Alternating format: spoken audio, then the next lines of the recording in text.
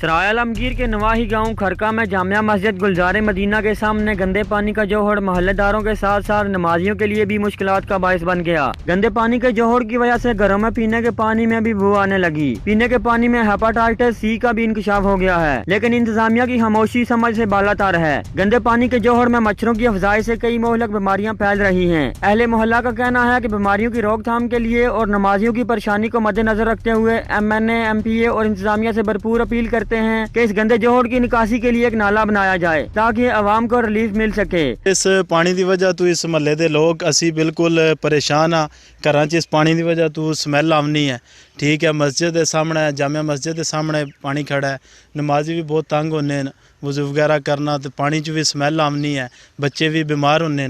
तो इस गल्ला असी इस हुकूमत अगे इस इंतजामिया अगे अपील करने कि प्लीज़ इसका सदेबाब किया जाए। ये पानी गंदा पानी पूरे अद्धे पिंड का पानी नालियां दा इत्थे आ रहा इकट्ठा हो रहा है तो सानू बहुत मुश्किलात है। मोटरां दा नलकियां दा पानी जो स्मैल दे गया, नाल ही जामिया मस्जिद है, नमाजी आते हैं वज़ू करते हैं, पानी दे विच स्मैल आ रही है तो बीमारियां बहुत ज़्यादा इसकी वजह से फैल रही हैं।